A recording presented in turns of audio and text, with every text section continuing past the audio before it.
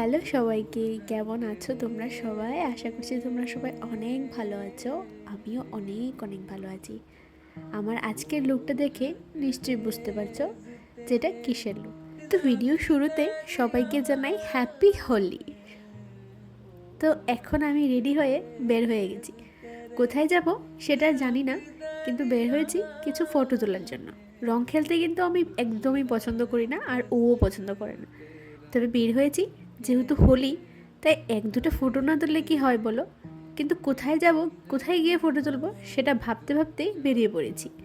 তো এখন ভাবতে ভাবতে যাচ্ছি, তো দেখি কোথায় যাওয়া যাক। আর তোমাদের রং খেলা কীরকম কাটলো সবাই কিন্তু অবশ্যই কমেন্টে জানিয়ে। তো ভাবতে ভাবতে একটা ডেস্টিনেশনে পৌঁছে গেলাম। তো এখানে এসেই আগে সেট আপ করে নিচ্ছে ক্যামেরাটা, আর বাড়ি থেকে আমি স্ট্যান্ডটা নিয়ে এসেছি। তো এটাই এখন সেট আপ করছে। তো আমি আর ওই বেরিয়েছি, আর সবাই আজকে গেছে ইভেন্ট। আমাদের দুজনের পছন্দটা সেমই বলতে পারো। সে ইভেন্টে যাওয়া, হই হুল্লোড় করা, এত লোকের মাঝখানে রং খেলা, সেটা আমাদের কারোরই পছন্দ হয় না। Happy Holi, happy Holi. Happy Holi. গলা লাগাই দিও না, স্নান করছি। মজা লাগছে।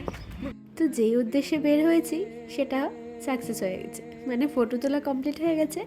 আর রং খেলা একটু রং না দিলে হয় বলো, তাই নিজের প্রিয় মানুষটাকে একটু রং দিয়ে নিলাম। তো এখন কোথায় যাচ্ছি একদমই কিন্তু জানি না, আর ভাবছি একটু খিদে পেয়েছে, আগে চলো কিছু একটা খেয়ে নিই। তো সেটা ভাবতে ভাবতেই যাচ্ছি, রাস্তার পাশে একটা দোকানও খোলা নেই। তো দেখি কোন দোকানটা খোলা আছে আর কি খাওয়া যায়। তো ভাবতে ভাবতে চলে এসেছি। তো এসে আমরা খাওয়া দাওয়া নিয়ে বসে পড়েছি।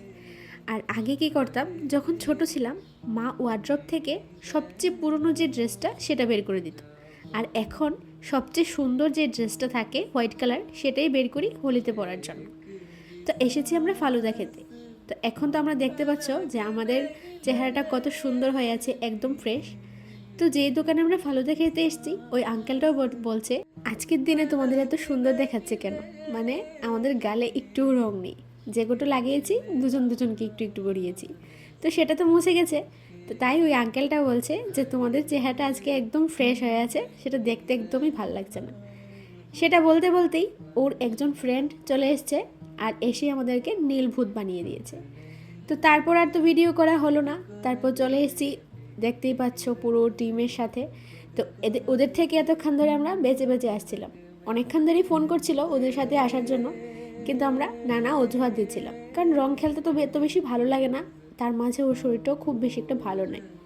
তো দেখতে পাচ্ছ সব হনুমানের দল আমরা একসাথে হয়ে গেছি। আর সবাই একসাথে হলে কি হয় সেটা তো আর বলার বাইরে।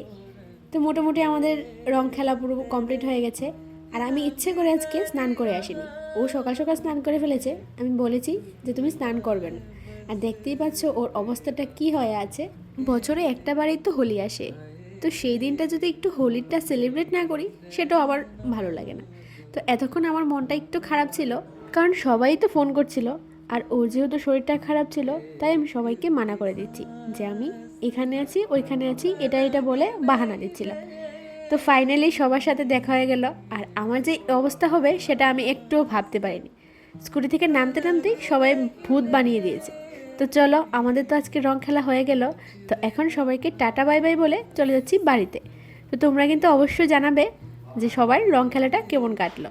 তো চলো এখন বাড়িতে যাই। ঘড়িতে এখন অনেকটা বেজে গেছে, চলে এসেছি বাড়িতে। দেখা হচ্ছে অন্য কোনো ভিডিওতে। সবাই ভালো থাকো, সুস্থ থাকো, টাটা বাই।